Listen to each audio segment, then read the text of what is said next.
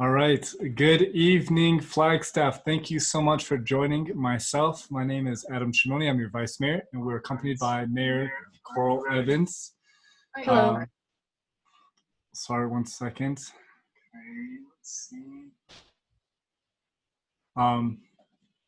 Flagstaff, thank you for joining us. We wanted to take a minute to get online and on Facebook specifically and give you all an update on Proposition 434, the franchise agreement with UNS Gas, and give you all some background information, explain some of the details, and hopefully answer any questions you might have about it in this next 25-minute window. So I'm going to jump right into it. I'd like to do a quick screen share with you all to show you some of the things we're going to talk about. So let's see.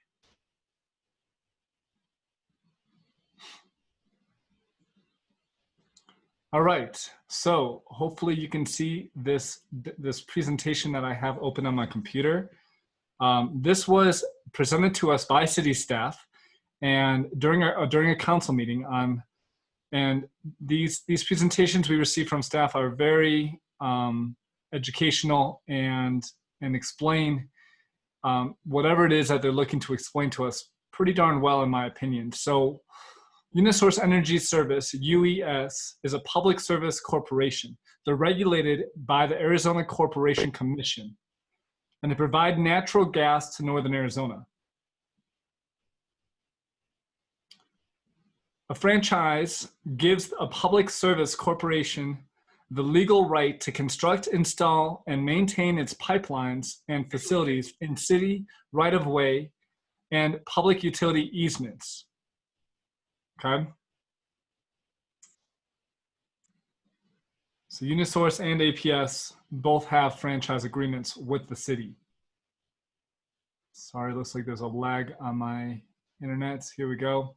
So the current franchise with UNS was approved by the voters in 1995 for a 25-year term. That term expires October 2nd, 2020, so this year, and requires payment of an annual fee equal to 2% of the gross receipts for gas sold in Flagstaff, and 2% is typical.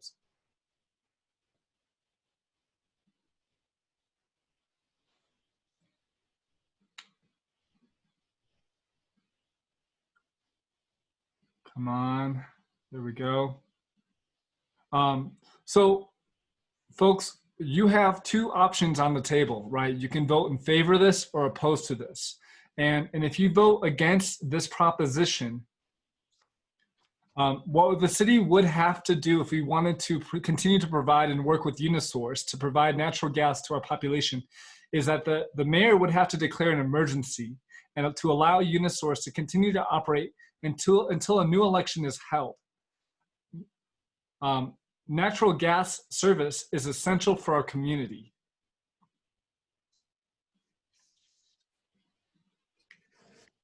Okay.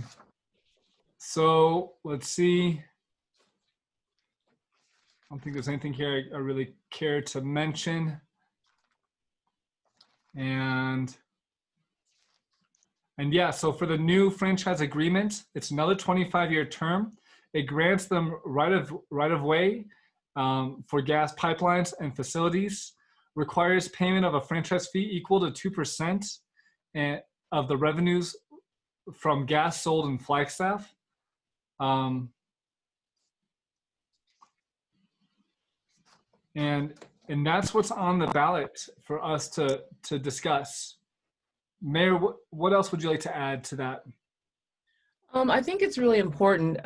There was a letter that was sent to the editor that contained some information and a group of individuals who were saying that we should vote this down and that we should renegotiate. I want to make sure that the public understands council's decision and how we move this item forward. Now, first and foremost, council had a long discussion about the fact that we are in the middle of a global pandemic, that we are also in the middle of phase 2 of a recession plan, looking at the fact that we are going to be in an economic crisis for some time. There were several different reasons. There is COVID-19, but there was also some other signals or other signs that we saw back in November. And so we were actually one of the first cities in Arizona to really put together a comprehensive plan to address the fact that we might be looking at a recession. One of the things that council was very mindful of is the fact that people do not have money. And Mm. one of the things that council said is that we do not want to raise taxes. We do not want to raise fees. We do not want to do anything that would increase the cost of living here in our city. So we were very conscious about that and very deliberate about that. The public might remember that there were several items that we had wanted to put on the ballot to talk about that we decided we weren't going to put on the ballot this year because we were trying to make sure that people would not be further negatively impacted in a financial Right. way. One of the things that I think is extremely important for us to understand about the franchise fee is that that fee is paid for by us. So those of us who have gas in our homes, those of us who use gas to heat and cook with, we pay that fee. 100% of that fee is directly charged back to customers. So we currently receive as a city approximately Right. $430,000 from the Unisource for this franchise fee. It is rent, for them to have their equipment in our right of way. And that's what we as taxpayers pay every year. Through, if you look on your Unisource bill, it says franchise fee, and that's what we're paying. So, one of the suggestions in the letter was that we double the franchise fee. I can tell you that that will raise your rates.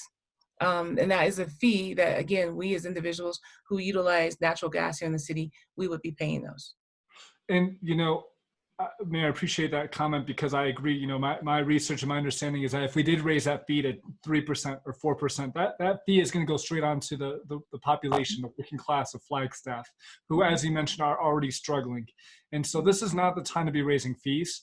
I totally get the will and the drive to establish more funding sources to fund our climate action and adaptation plan and sustainability here in Flagstaff, and I can appreciate that perspective. This late in the game is risky in more ways than one to the city to be playing with this franchise agreement. And honestly, the work we're doing in the years to come, in the way we're taking a pivot as a city, in the way we operate to address the climate declaration the emergency declaration that we recently passed, and the CAP goals are tremendous. And the funding that's going to be reallocated towards these efforts are above and beyond a 1 or 2% fee on our gas franchise. So I'm I excited about the work ahead. I really am. And in talking to our city manager, he is too, and our leadership are excited about this as well. And I'm looking forward to some of these larger pivots to address climate action and adaptation and net zero, emissions by 2030 in our city. also think it's important too, Vice Mayor, that we mention that, just because we are suggesting that this is an inappropriate time to be raising fees for us here in Flagstaff. Currently, right now, the City Council has allocated in this year's budget approximately $6.7 million Yep. to the CAP, to the Climate Action and Adaptation Plan. Additionally, when council gets back from break, we've already talked about the fact that council is excited to be moving forward in a priority-based budgeting exercise with our community, Yep. where our community is going to be hands-on involved with the crafting of the budget moving forward, so we can see what the priorities are for our community and where we would like to shift our limited funds from and how we would like to move those around and what we would like to do with that. So I don't want us to walk away and say we're not doing anything right now with our climate action adaptation plan, because that's not true. We currently are spending $6.7 million in moving that document and moving that plan, that strategy forward. Also, I think it's really important when we talk about our climate action and adaptation plan. One thing that we as council and we as the community were clear about is that we were going to make sure that the most vulnerable, the people who are low income, the people who are most impacted by climate change would have a seat at the table and would not be further impacted. So when you look at what this franchise fee would do, it would increase the taxes, it would increase the fees here in the city of Flagstaff. And I'm not sure that that is something that we as a city would like to do, especially with the fact that we are looking at difficult financial times right now for everybody. Folks, please, if you're watching, feel free to comment any questions you might have. We're happy to take your questions and your comments. But that kind of covers it for me, Mayor. Those are the points I'd like to share. I'm trying to see if there's anything else that I think is important that we share. Just I our guess community relies on. Go ahead. I guess what I also just mentioned, there is the statement that the mayor can simply do an emergency order to continue operations. And, that is true. But the emergency order does not guarantee that we will get paid while we're in this time, right? Because we would not have a franchise agreement. It also doesn't speak to what the the Arizona Corporation Commission might or might not do because of the fact that we don't have an agreement, and natural gas is something that the majority of people in Flagstaff rely on. It also doesn't speak to what our state legislators would do or not do with regard to this type of an action. So I just want to make sure that we understand that it's not simply as cavalier as, oh, you can issue an emergency order and we still get gas. There's other nuances to that. Additionally, when would be the next election? So is that 2 years from now? Or is this something that we would have to declare a special election to do? And special elections also cost money, right? So I just want to make sure that we have the totality of the information as we move forward, and we have this community conversation and we vote on this item. Absolutely. And I'm pretty sure that these can only come up on even year elections. So it would not be till the next 2022. And Unisource is actually helping put on the special election financially, if I'm not mistaken, as a partner with the city. So that does help with the city's funding of elections. So I look forward to the community voting yes on Proposition 434. The mayor and I are going to do another live stream like this tomorrow night at 6 p.m. to talk about Proposition 435, which regards our city expenditure limit base and raising that by $4 million in 1980 dollars, which is about 30 million in today's dollars. And so we'll dive into that tomorrow night. Please join us at 6 p.m. But if nobody has any questions, we'll go ahead and wrap up this live stream. Mayor, any closing comments? I don't see any questions. No, just I'm very thankful to all of you who tuned in, all of you who will watch this video and be able to receive the information from myself and the Vice Mayor. I'm thankful for the Vice Mayor who was able to get us live and streaming, and really appreciate the opportunity to explain this particular ballot question. And I'm looking forward. I've already voted for this. I believe in this ballot measure, and I'm looking forward to seeing this ballot measure pass. And I have not voted for this yet, but I plan to. I'd like to do one more screen share actually. And one of the links in the video that I put is the voter information pamphlet that the city issued. And if you scroll down, there's some great information in this pamphlet. I highly recommend diving into this. Let me see if I can scroll down efficiently here. This document was mailed to everyone's home as well. So you might already have a hard copy at your house. But definitely it's available online. So something in the primary election that you'll see is there's also the 3 mayoral candidates that are up for election. You can vote for one of them, and then the top 2 continues to the general election. And there's information on the 3 candidates at the beginning of this document. But if you scroll down to page 11, you'll see Proposition 434, franchise agreement with Unisource Gas right there at the top. And it explains, gives you the overview, talks about questions. I would stop right there. Because again, I think, it says very clearly in this pamphlet that Unisource Gas, pays the 2% franchise fee on gross revenues for the privilege to use the public right-of-ways for the system, and that this fee is passed along to its customers. Mm-hmm. Right there. Correct. And if you scroll down, there weren't any arguments submitted.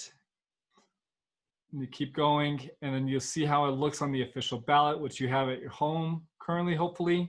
And if you don't have an early ballot, I believe you can go to our county attorney's office and request one. You might be even able to call them, and I'm not sure if they can send you one. I believe you County can, Mayor. You know about that? our county elections office, but there is a deadline in which you can request a early ballot that you can mail in. So you would need to do that quickly. And perhaps, Vice Mayor, tomorrow when we speak about the other ballot initiative, we could have a slide that shows how you request an early ballot and what the deadlines are and things like that. That's great. The last day to request an early ballot actually is tomorrow. So folks, if you do want to do that in request an early ballot, act today or tomorrow.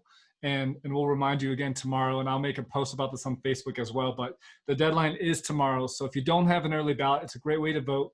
And I highly recommend you get yours by tomorrow at the latest. And then 31st, a week from tomorrow, is the last day to vote early in person. And then obviously the election itself is on August 4th. Thank you all so much for tuning in. Check out the links in this video. Join us tomorrow night at 6 p.m. And Mayor, thank you for joining us as well. Thank you, Vice Mayor. Thank you, Flagstaff.